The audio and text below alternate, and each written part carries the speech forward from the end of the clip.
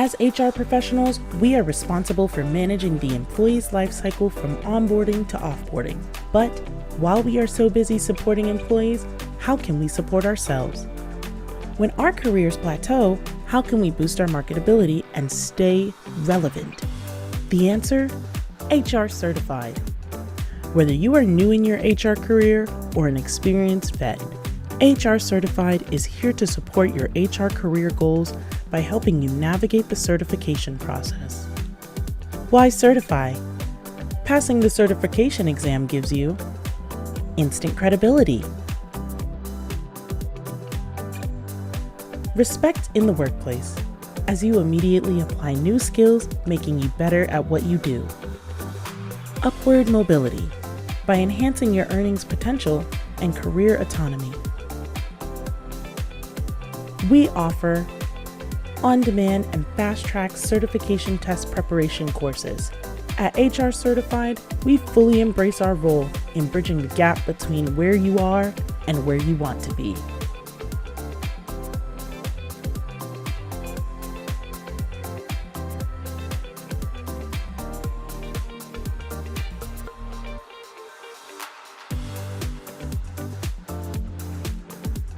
Join over the 500 graduates before you. Take the next step in your career. Get HR Certified. To learn more, please visit www.gethrcertified.com.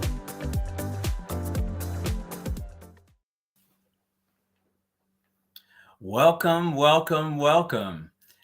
Thank you for taking time out tonight to join this expert panel.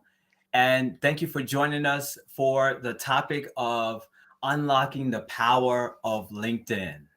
And this is a very important topic for HR Certified and for many, many people that are using the platform because we all use it for different reasons. And I'm sure that you have your own goals and reasons and objectives for doing it. And you probably are wondering some questions, just like, how do I make use of this platform? What should I put on there? How can I find a job in using this, right? There's so many questions that you have. And I have been through my own journey as it relates to it. And so what better way than to bring together an expert panel together to talk about and unlock the secrets of the power of LinkedIn. So before we get started, I guess to share just a little bit about myself. My name is Anthony Howard. I am the founder, CEO, lead facilitator, and coach of a company by the name of HR Certified. And a little bit more about me. That's what I do at night and on the weekends. But during the day, I'm a senior strategic HR practitioner for a major utility company. A little bit more background about me is that I was born and raised in Chicago. And while I currently live in Atlanta, I moved here for opportunity. I pivoted from wanting to be a teacher to working in customer service to working in a benefits call center to eventually leading an HR generalist track to where I'm at today. And one thing that really aligned in with me finding my passion was obtaining certification. Hence, that's why I started this company, right? It really helped launch my career. As of this year, I have about 22 years of experience in human resources. And I truly, again, my original goal was to be an elementary school teacher. Now it kind of morphed to some weird thing into now I do teach, but not children, right? I'm a facilitator of a very important profession, which is human resources. And I've had the pleasure this year, very, very happy and proud of it, is that now I am a member of the Forbes Coaches Council due to my work in HR and of the result of the business of HR Certified.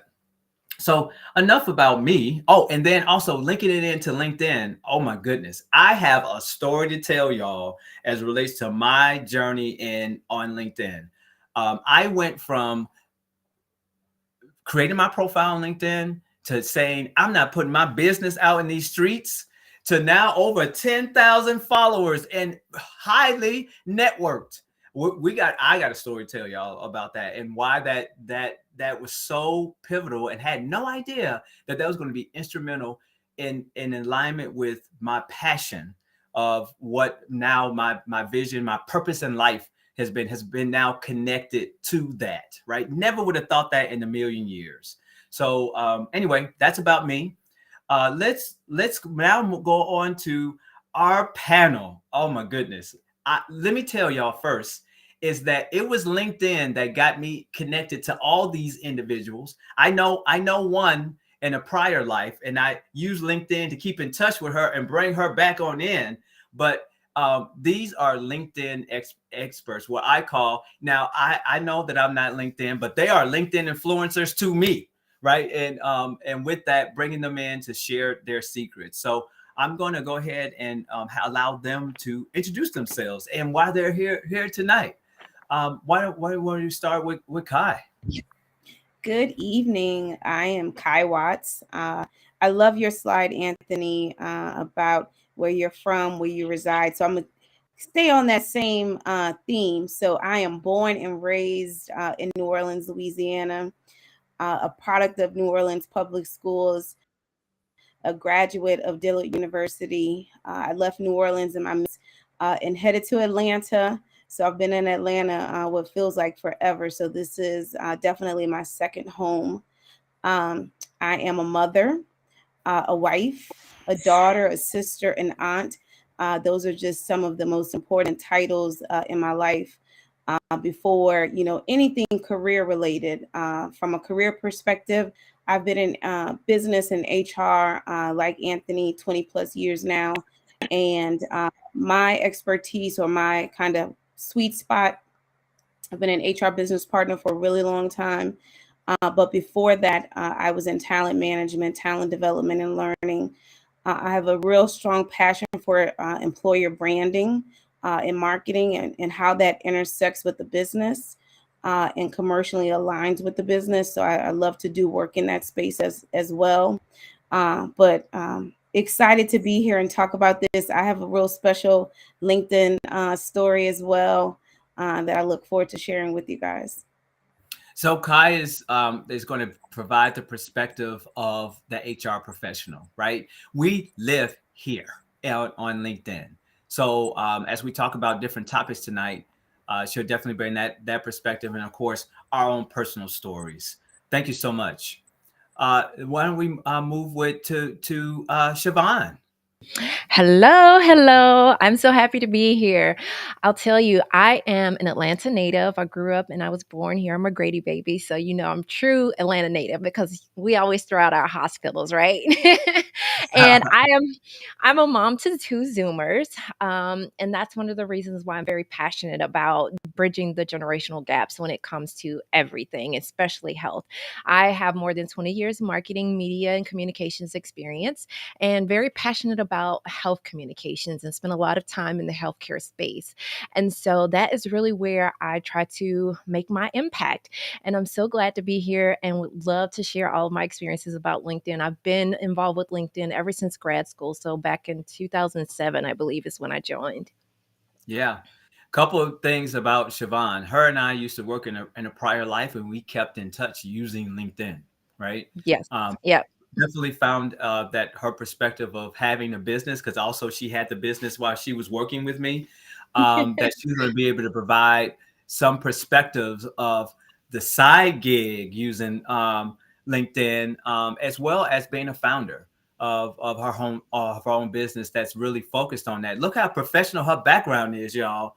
Boy, she is ready. Got the microphone and everything. I think we got the wrong host here. Siobhan, thank you so much for joining us. Thank you. Mm-hmm. All right, Kenya. To unmute myself. Hey everybody, my name is Kenya. Let's see, I am originally from Portland, Oregon, so I'm a West Coast baby, born and raised. And I currently live in the Bay Area of California, so I actually got back to California. I graduated with a degree in journalism from the University of Oregon. So, people always ask, oh, what do you want to do? And they tell you to look back at your childhood to tell you, or ask you, what were you interested in as a child? And I'm like, writing, teaching. And so it's kind of come full circle now. I used to be a teacher, actually. I moved from Oregon all the way to Baton Rouge, Louisiana. I taught there. I taught high school English. It was a very rewarding experience. Got to learn a lot about just life in Baton Rouge, North Baton Rouge specifically. And so as I shared, my students also shared, and I got to learn a lot about just how they grew up and how it differed from mine, although we look alike. So great experience, but I actually had to move from there, and I moved to Dallas, Texas to become a content specialist with the hair company. And so I love working with hair. I love working with children. I love community engagement and talking to and with women. Women don't speak up enough, but that's because our voices are often silenced. We often fall on deaf ears. A lot of the workforce that we see are white men who don't look like us, who don't have the experiences that we do. So I think it's important to pretty much allow and encourage women to speak up about not only their lives and what they've been through, but also encourage other girls and women to do the same. I'm currently an entrepreneur as well. My brand is Hear Her, Her Voice is Power. My business is Closet by Kenya, Closet with a K. And I do so by way of clothing. So hoodies, sweatsuits, things like that. And then also just, journals, things like that. So I'm really excited to be here today. And thanks again, Anthony, for having me. Let me tell you why Kenya is here. Kenya is here to bring the Gen Z perspective into this. And the reason why that's important is because they have their opinions. They are the ones that are very linked into how they view the world. And they are very vocal about it. And for those of you who are in my generation, you're like, oh no, that's a no-no. You don't do that. You don't, right? But the reality is the world is changing, y'all. And it's so interesting that I'm seeing voices that are amplified more and more. So that conservative approach that I originally had, that actually helped me. Seeing individuals like Kenya helped me be able to say, how do I balance being an HR professional and making sure that my voice is still heard? Because y'all know, if y'all know me, I'm in these LinkedIn streets. When you scroll down, you're going to hear what I got to say, right? But there's still guardrails around that, right? Because every platform, regardless of, there's unspoken guidelines that you should not, please don't do it. This is the wrong platform for that. We're going to talk about that. Kenya, thank you so much for joining. All right. Stuart, last but not least, Stuart. Wow, look, let me tell you, I'm going to introduce just one thing. Stuart is joining us from Australia, y'all, not the United States. Okay. You know what? Ramon was the only one I need some people to say in the chat, give us some reactions.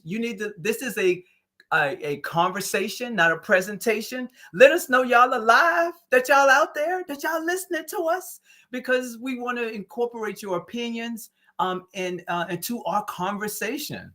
So Stuart, please introduce yourself to us.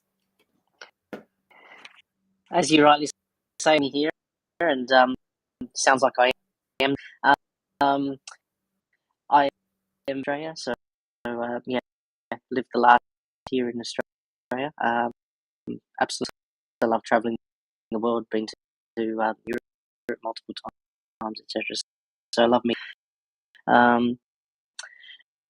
think the conversation today excites me, and I think we're all passionate about LinkedIn and can help in that space. I started off as quickly realised that a lot more than sort of sitting behind it.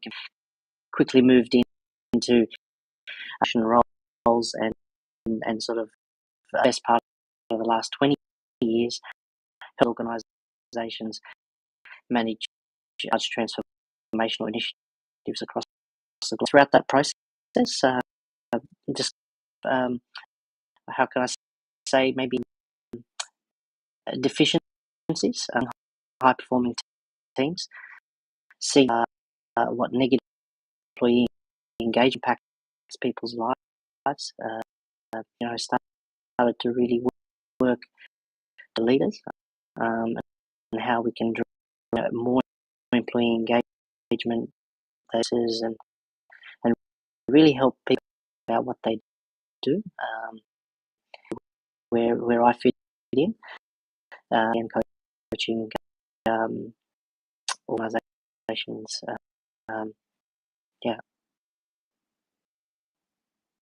And Stuart and we both serve as members of the Forbes Coaches Council, and Stuart will serve as the representative of leadership. He's the one that's coaching leaders on making decisions that impact organizations, y'all. And our customers are on here too, right? So thank you so much for joining us tonight. All right, we're finally seeing people alive tonight. Hey, Tanya. Hey, Ricky. Ramon came back for a second time. Look, guys, this session is for you guys. So if you have questions that you want to ask us as we're going through that, all right, Kawanda. Hey, look, ATL is in the house. Yes, yes, yes. Thank you so much for joining. And I just wanted to talk a little bit about the purpose of why, and it's kind of linked into Kenya as well, is that our vision as an organization, as HR certified, is to increase diversity within corporate HR departments. Kenya had a good point, is that, you know, when you think about an HR person, you don't think that person look like me, right? So it's change starts not with complaining about it, but doing something about it. So how do we do that? We do that through attraction, meaning that we have people like Lily going to the spaces where people are to advertise HR for the wonderful industry it is. And it's about upskilling. Like, look, if you get that job or get that interview, you need to be ready. So what better way to do that than through certification? So that's our vision, and that's how we do it today. And with that, I'm going to stop sharing for a second and have us in full screen, and let us start talking about the topics. So the first thing that I think that we should talk about is, how does LinkedIn help us in our own individual worlds? Like you just indicated about what you do on a day-to-day basis. How does LinkedIn fit into all of that? And the reason why that's important is the tip number one is that you should be on here with purpose. With purpose. Don't be up here being a peeper, being nosy, seeing what people doing. What are you doing on here? Okay. Why don't we start off with Kenya? What are you doing on here? Well, you kind of gave us a little bit, but go ahead. Why are you on LinkedIn? What's the purpose of LinkedIn to you? Yeah, so I guess a little bit more about me. I've been on LinkedIn probably since college, but I never was really active on there. So I would check it probably once a month. You know, I was really busy in college, but I didn't really give much thought to LinkedIn. I was like, okay, I got to have this. So when I graduate, I can get it. I've actually been job seeking for a whole year now. So after applying to several jobs and, you know, not really getting any opportunities, not really seeing much benefit for me just applying and me just going on websites and doing research, I'm like, okay, let me jump back into LinkedIn. So I actually didn't even get back on LinkedIn until August, so about a couple months ago. And then from then, I've just started sharing part of my own story. I think a lot of my posts have a lot to do with the job seeking process.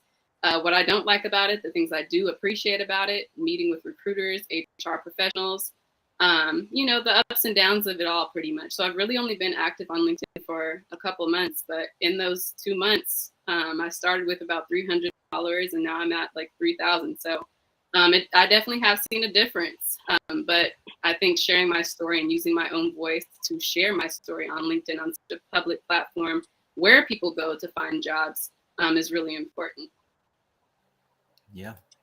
Thank you for that, Kenya. Y'all hear that on why she uses LinkedIn? And that leads to another question about the numbers, the number of followers. We're going to follow back up with that. Siobhan, why LinkedIn? What's the purpose of it for you in your business? You're on mute, Siobhan. I put you on mute. That was my fault. My apologies. I'm sorry. That was me. Technical issues. Okay, no problem. But yeah, so I'm on LinkedIn for brand awareness as an entrepreneur and also kind of like a watering hole. So I use it to connect with the individuals that are within my space as well as my customer base. And so whenever there's a conversation, I tend to be able to engage in have cultivate those conversations, right? Because we first of all we were in COVID recently, and so we weren't able to get out and network as much, but then being able to still have those relevant conversations. And so I'd like to be able to make sure that I stay relevant and also engage with the community that I serve. Yeah. Very important. Oh, she said a key word, engage. Mhm. Not being nosy, engage. Right. Yeah. Okay. Yeah. Thank you, Siobhan. Yep. Mhm. Stuart, why is LinkedIn so important from your perspective? As you say, engage or leadership, right? It's about use the platform to encourage discussions that are an influence for the better. So reason, and Mhm. then obviously looking at well, so you're looking at you for people to reach you for what they're looking to solve. Yeah. Yeah. It's about influence, right? It's about participating oh, and that's also the other we are here for good, right? Up here to bring people together in order to be better, do better, right? It's supposed to create an environment in a space that allows others to do better, right? So thank you, Stuart. What about you? What about you, Kai? And what about all of you out there that are watching? Why are you on LinkedIn?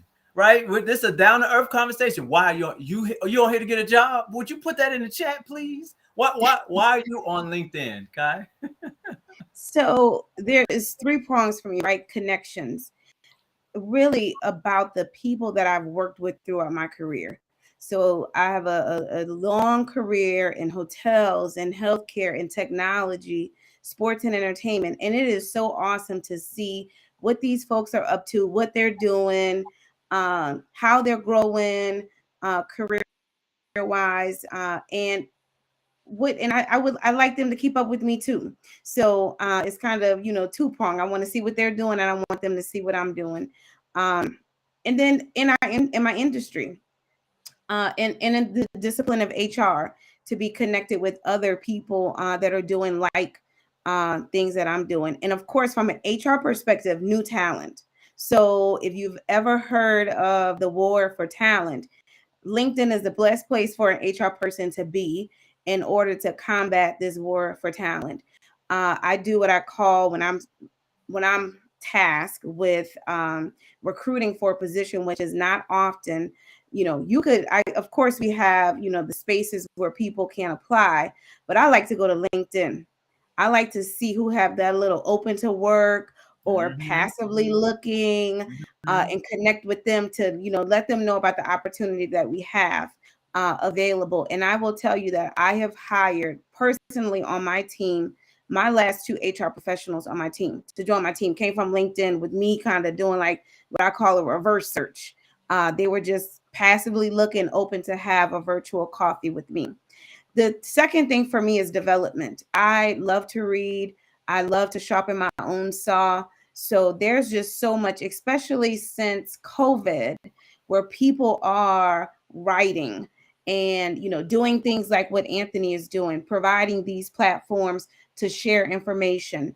I absolutely love LinkedIn for that. And of course, like you said, Anthony, opportunity. I'm not married to no job. And if my next opportunity comes along, I'm ready for it. And a lot of times those opportunities find me via LinkedIn. Most of the headhunters are there. A lot of the most organizations are posted on LinkedIn. And I like to see what's out there, right? Even if I see what's out there, what organizations are growing in the HR field. We specifically saw a real high growth in HR during COVID. We got our seat at the table during COVID. So Yep. it was awesome to see all of these organizations grow and the positions they were adding, from whether it was people and culture, DE&I, employee experience. Like, I love to see all of that. So that's the three things I use LinkedIn for. Now, I'm going to say for me, LinkedIn is based off the reason for me being on LinkedIn changed depending on where I was in my life. And I can tell you that as of right now, I'm in that point of self-actualization. If you have hierarchy of needs, it's like I am here, and I'm here to share. My whole thing is, I want to teach. And so with that, the only way that I can teach is to be able to share. And when I share not only knowledge, but also share my experiences. And that is, I can tell you that's something else, is when you are vulnerable to the internet, right? When Ooh, you're yeah. vulnerable on LinkedIn and you're sharing your experience. But I can tell you that based off of that, I went back and I was taking a look at, I'm sharing my screen. What better way than to use myself as a test case? This is when I got to 10,000 followers. And when I got that, you know what? I didn't even think about it. I really wasn't. And it was all of a sudden, I was there. And it made me reflect all the way back to when I joined in 2018. And I literally went through with all the stuff that I did from when I got my first certification. I did it when I did my first recommendation of somebody. Y'all need to do that, y'all. Recommendations on people, right? When I got my first promotion, I was like, ooh, this is a thing. When I entered my first group of people that we had similar interests. And I use that even in my classes today. We come together in a private cohort so that we can have space in between classes. I was updating my profile. I was on the board of directors for a nonprofit for the first time. I wrote my first article about, and it was just, I just, all these different features that was out there. And one of the ones that garnered the most attention was when I got a new position at where I'm at right now. I had got like 21,000 impressions. I was like, whoa, what in the world? But it was, all of this is, I didn't get that just by posting that. I got it because I engaged with people.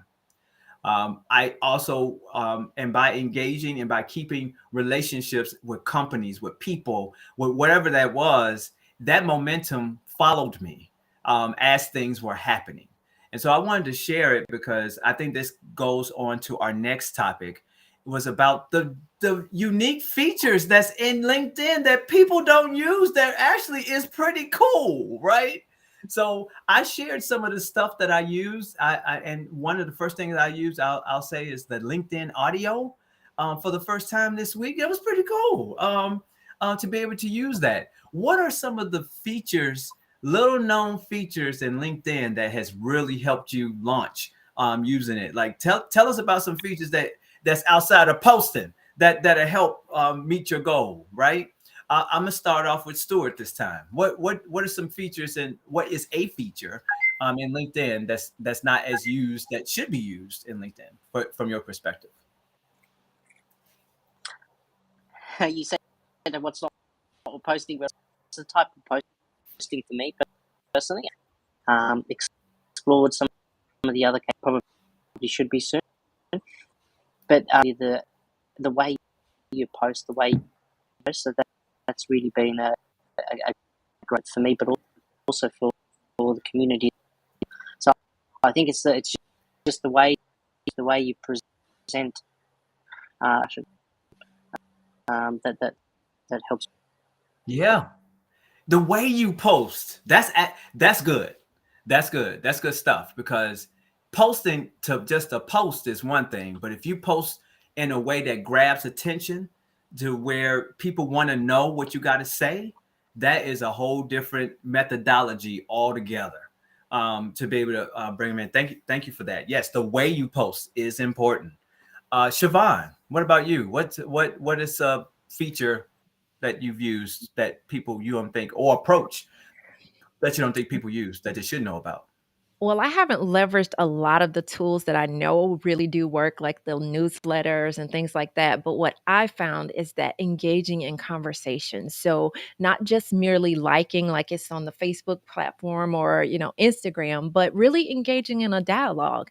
I remember one post in particular, it was on DEI and had to do with graphics and maternal health. And it was just amazing how many people actually had a response to that post.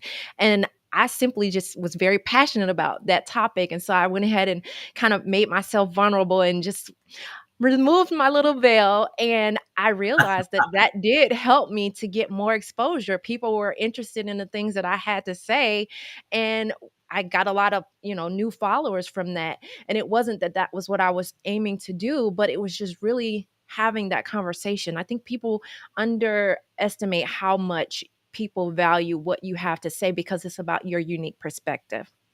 Yeah, yeah, that's good. There was a couple hot nuggets that Siobhan had talked about, and that is be you.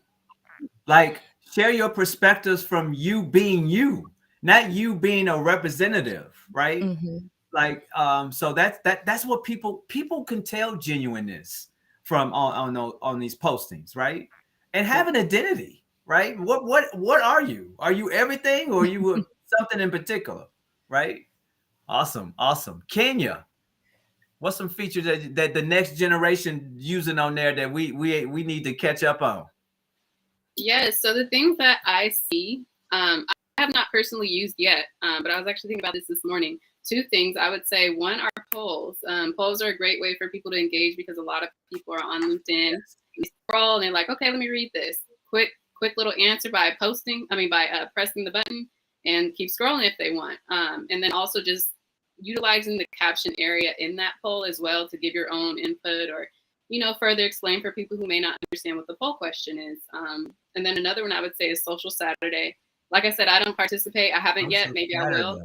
Tell me about Social Saturday.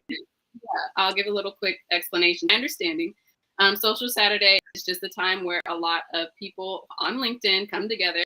They create social posts, and the idea is one, I guess, just brand awareness, community engagement. A lot of people are job seekers who are looking for jobs. Others are HR professionals who are looking for people to fill those roles. So it's a great way to connect with people. And they do that every single Saturday. They've even did a in the feeds, or is this some kind of room? It's in the feeds. It's in the feeds. It's in the feeds. So if I get on LinkedIn on a Saturday, that's probably why I don't join. I usually try to keep my weekends to myself, but I might engage a little bit. But it's on the feed. So depending on who you're following, I guess mine, it kind of ranges. Mostly millennials, some Gen Zers, but I see them. I had to put that in the chat.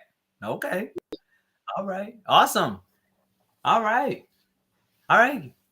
No, last but not least, how do you use what's a feature that no one's using? Well, Kenya, thank you for the polls. That's a really good one to call out. But I stumbled on something last night, particularly for the entrepreneurs in the room and on the call around services. So I happened to just in my own market research popped in a key phrase, and all these folks that actually provide this as a service popped up. So the entrepreneurs, I don't know if they have day jobs or not, but that is one thing. And you can search by services, just like you can search for people, you can search for job, you can actually search for service. I think that may be their response to like Upwork, where people do, side hustle work or independent contractor work. I thought that was pretty cool. And there's something else for content creators. So you can turn on that you are a creator on LinkedIn. So Anthony, as you mentioned around, doing articles or blogs, I just started blogging on LinkedIn. And if you have that creator thing turned on, it almost like amplifies it or boosts it for you so that you can engage and reach more people via LinkedIn. Yeah. Awesome. And you know what people like? I'm about to show y'all right now. I love just to go ahead and What use do they like? what they like. What they like. what they like. They like pets. They like animals. They Yes. love animals. Oh, my little Oh my puppy is goodness. not in the room with me. Oh, they love animals. Outside of outside of you being vulnerable and the hot topics of the day, they love animals. I just had to show that. When I debuted Murphy, boy, I said 25,000. Like, what in the world? I was like, what is going on?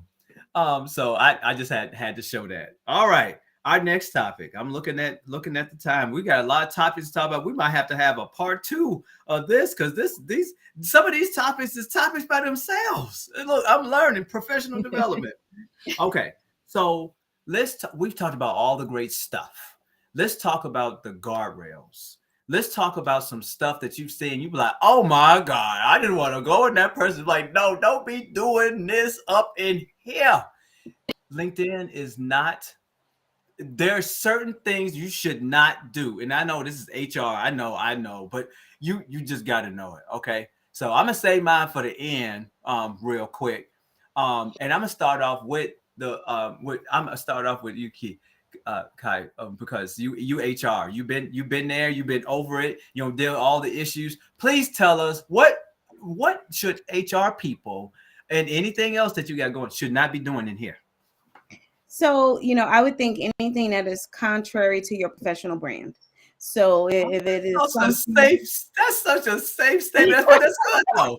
Yeah. Listen, don't be on here posting stuff, that you don't want the people at the job to know. Okay. Don't do that. Don't post. If it ain't something you want the people at the job to know about you, do not put it on LinkedIn. Yeah. Because don't put it on the internet. Period. On the internet, period. Anything on the internet equals forever. Okay, forever. go ahead. So what we have been seeing recently is a lot of layoffs. And what I've seen a trend in which there's a few people I just want to, like my grandmother would say, pull their coattail. No. Is talking negative about the process of looking for a job. We all know it's not easy looking for a job. It's a process, right? It's like a business, and it's a job in itself to look for another job. But you can't expect people just to hire you just because you're looking for a job. And you should never talk negatively about the organizations that you're interviewing with, that you're engaging with, recruiters that you're working with.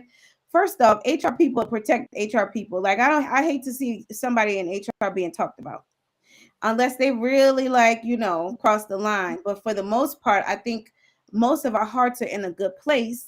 It is a very interesting space right now in HR. The demand for us is very high.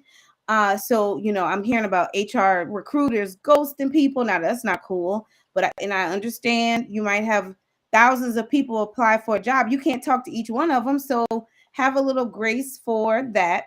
But I have been seeing, if you're not qualified for a job, you're not qualified for a job. We can't make this stuff up for you. So you get on LinkedIn and you complain that, people want to put you in entry-level roles. Now, Anthony, you talked about the people's. I am nosy. So I did go and peep somebody profile that does a lot of complaining. Sis, humble yourself. Yeah. Humble thyself. Yeah. And look at those job requirements. If you don't meet those requirements, you have to understand if someone gives you a courtesy conversation, that's a connection. Nurture that connection. Don't get on LinkedIn and bash the person because you stopped at the exploratory conversation. I've been seeing a lot of that. I want to see an end to that because that's not professional. And these are recruiters that I'm seeing have this conversation. I'm also seeing a lot of how things should be, how things shouldn't be. And you touched this, the more the Kenya's generation, they're very vocal, and I love that about that generation because they even put things on my mind that I don't think about, and I'm like, yeah, you know what, that's right. We shouldn't have to deal with that. We shouldn't do that. We should be able to speak up. But I think there is also, we have to understand some of the norms of business, and it may take time to change some of the norms of business. And I think there's a time and a place and an appropriate way to influence change. And it is not to be nasty or to be ugly about certain businesses, about certain industries. I still think there is, a little bit of, you got to have a little bit of finesse about yourself, or professionalism, if you will, on these different platforms, because people remember everything. Yeah. So, I mean, the baseline is that LinkedIn is a professional site. I mean, that's the tagline, right? So the guardrail that I would just say is the guardrails is the format that you're entering, right? There's certain things, just like when you go on the expressway, there's signs, right? You go faster than than when you go on the street, right? You stay in the lane. There's certain aspects that are just a given just from the framework. There's other mediums that you can do what you want to do. But again, outside of everything, the internet equals forever. So all y'all that got on a stack of crates and fell, that's going to be there for your kids, and your kids, right? So, but I'm just saying, go ahead. Oh, I'm sorry, I didn't mean to cut you off. I Go ahead. wanted to just emphasize what Kai said, is that, you can cultivate and build relationships. So maybe someone said no now, or they put you on pause now, but it doesn't mean that you didn't impress upon them something special, that perhaps they may have a referral at some point in the future, or they may have another need to come up. So I think that is something that we should always keep in mind in leveraging this platform as our network, and really protecting it as well, because, people don't really want to be bothered with negative all the time, right? No, they don't. Well, then also the other key that you said is that it's an investment. What you don't do is reach out to somebody and think instantly that they're going to turn around and give you what you want. Here we go, Kenya. Hey, Kenya. Hey. So I found this out through, and it made sense. I reached out to Kenya and I asked her to be a part of a panel prior to this. You know what Kenya told me? She was like, no, I'm good. I'll holler at you later. And I was like, I'm offended. I got 10,000 followers and no, I'm just kidding. Like, I just was like, what did I do? Was there something about my brand? Was there like something that was going on? But then I forgot the fundamental rule. And this was the thing, just like executives, when they make decisions, they've been socializing that for like 3 years, and they want to send out an email and think that everybody's just going to be like, yeah, oh yeah, this is what we want. It is a relationship is not something that you get overnight, especially with HR people. Woo, HR people, you got to put in your time, right? And what that is that you need to start nurturing those relationships, not just when you need something, but do it over time, so that, like, guess what? Then when you come back, I'll be like, can you be like, oh yeah, I do know you. I remember from when you did that I went to, right? You have to nurture relationships. You cannot get an instant refund. That's like a paycheck advance. Like, you got to pay something to get something back. That's serious. That is serious. Make deposits, right? Yeah. Make deposits before you withdraw. Yeah, you can't open up a new bank account in the negative. They're not going to allow you to. You got to have at least something. Stuart, what, and from your perspective, from a leader perspective, should you not do on LinkedIn? I think if we come back to basics, I think there are three key ways. Number one is, I think we touched on it. I think the next two is respect and consideration for what might be going through, right? So if you are, got to reject, you're dealing with something that's what the other person is going through in terms of operating the pressure. So that comes under consider a guardrails perspective. We in a respectful manner, in a being humble about our position. I side, if that's okay, and I posted a point here. He's saying 3 times. I think from the HR leaders to be very honest, the roles that they're trying to fill, well. Multiple organisations. Sometimes we're putting out like feelers, or you know, just then, really being sure that we've got the budget, we've got the kicked off internally. So we're also at time. So I think there's a bit of a balance. Yep. Yeah. It's not always about the money. It's about that also those touch points, like, hey, what are you feeling from this person? And you can get a lot about a person based off of how their social presence, their social media presence that's out there. But like, and you'll be surprised. Like, people ask me all the time, is it illegal for me to go see people that apply for jobs? No, not really. But if you do it, you need to do it for everybody. That's it. You just got to have a consistency with it.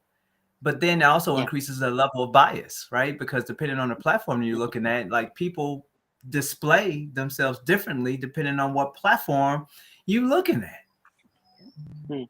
Yeah. So, but no, this is good stuff. Any tips from anybody that's looking about what you shouldn't do? But yes, the respect, be humble, invest. That's what I heard from here, right? From that aspect. Okay, we got to put some time around recruitment because people come out here for jobs, right? I think we kind of touched on it just a little bit. Kenya, I will let you know that my post that got the most views, even though you said how many followers you say you got? A couple thousand, right? Is that what you said?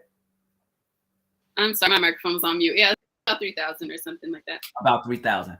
I want y'all to know that I posted something with Kenya on and here we go. Hold on. Oh, I hate that it's not showing up. I got like 36,000 impressions from her, from just reposting something that she had. I was really shocked. I was surprised. I was like, I got to get this girl. I got to get this woman. I have to get this adult on this show. Seriously, because I guess my point is, it is not the number of followers that's going to be linked into what your purpose is on this platform. That's what I learned. That was the lesson that I learned from that. As long as you be your genuine self, you will get your purpose, and it's not the number of followers that's going to do that for you, right? So let's talk about recruiting for a second. We got time for a couple more. How do you get recruiters' attention on LinkedIn? Please tell me, right? What are the secret techniques it is out in these streets with how do recruiters, what makes a recruiter reach out to you in your inbox versus you having to apply for a job and get a maybe a call back, maybe not? How do you get recruiters to attract to you, right? So I'm gonna start with Stuart this time around, because I guess the thing here is how from a leadership perspective, what would make them say, you know what, we need to get that person, and let's go on LinkedIn and get them. I think it's important looking beyond the skill sets, past traditional mindset, to go after someone who's got 10 years or 20 years in this area. But they can just sophisticate area, but then they discover that person is in the organisation, or they don't engage with the rest of the team, and going to move into some sort of they end up becoming a manager. The capability in the interview process, there's a fine balance, hard skills that we actually need, and really are we actually looking for, versus someone who comes in. I think it's very important now that we start individuals and what the potential. I think that's very potential. The growth mindset capability is very, very, very important. organization, but also the engagement. Yeah. Oh, I like that. You see the head shakes. Now, I got to repeat it. So just in case for people in the back that are not hearing this, it's not just about your technical skill set, y'all. It's about the other stuff that make you holistically you. It's about your potential. When I just think about why I started this organization in the first place, it is really to amplify those individuals with high levels of potential that have not been given a shot just because of whatever setup is going on in our industry or in our companies. And guess what? I think of myself, just like I didn't have any HR experience when I first entered this space. In fact, I don't even have a bachelor's degree. But I got these certifications. I got this experience. I had a whole bunch of potential. Forbes saw something in me, right? It's just one of those things. It's just you need to be given a shot. And a lot of times you need or an advocate or a buddy or a mentor or somebody to be able to do that. You can't just reach out to somebody because they're gonna be like, I don't know you. Who are you? Look, you need to prove to me HR is what you want to do, right? So no, thank you for that perspective, because that's very important for recruiters. And guess what? They can they can tell a lot about you other than just what's on your technical stuff, right? How you present yourself. What did you post? What did you like? All that history is right there. They can get a profile on you just by looking at that, right? Or is it on there just talking about all kind of negative stuff, right? To go on another platform, write a blog, put it on a piece of paper, put it in your diary, put it underneath the bed. All right, Siobhan. Yes. I love that. So what do you want me to say? I want you to say what if you were a hiring manager, what does it need? What needs to happen for you to be like, you know what, I'm going to proactively reach out to this person and see if they're interested. So one thing that I take into consideration is the recommendations. If you have some recent recommendations or some from the past, it doesn't really matter. I just want to know, is somebody willing to raise their hand and say, I know this person and I can vouch for them. I like that. Yes. Because everybody won't do it. I've had people ask me for recommendations, and it's not that I don't think that they're a good person. It's just, okay, there may be some questionable things, and I may not be willing to put my neck out on the line for it. Yeah. So I think that one is really special. And then also the way that they're posting, and like you said, you can go in and see the things that they have been engaging with and what kind of tones they're, sharing out there. Man, I don't think that those features with endorsing people for line items, that don't mean nothing to me, but them recommendations do. Because if I don't know you, I can see a trend on what's going on, right? You can't be anonymous on LinkedIn, right? There's some kind of weight that goes along with that, right? No, that's awesome. Kenya, anything that will attract people to one of the, look, you give career advice all the time, so I know this is gonna be real good. Well, I'll just speak on my experience because I am not a recruiter. I'd say the way I would go about it if I'm reaching out to a recruiter, it would probably take some time. I actually haven't done it yet, and I need to. But I would engage with them first. I would look at their content, like Anthony was saying before. I vet people. Before I connect with them or before I engage with them, I'm like, okay, what does this person like to post about? What kind of industry are they in? How can they help me? How can I help them? So I'd engage with their posts, not just liking or clapping or anything like that, but just commenting, sharing, and over time building that relationship, and then giving them an email or an in-mail, I guess. If I'm interested in their company, or hey, I see you're connected with so and so. Are you able to introduce me to them? Can we have a coffee chat, something like that? So yeah, that's actually something I need to work on, and I appreciate you all's perspectives on it, especially being from an HR space. And I can tell you another powerful one is a connector. Somebody that, look, second and third degree, don't sleep on that, y'all. Mm-hmm. If somebody know that person, and that person that know that person know you, that's almost equivalent as a first degree connection. That's a hack, y'all. Y'all got a pen ready? Did y'all write that down? A person that know a person that can help you out is equivalent of a recommendation / first degree connection. Mm-hmm. All right, Kai, look, What's some tips that you give everybody?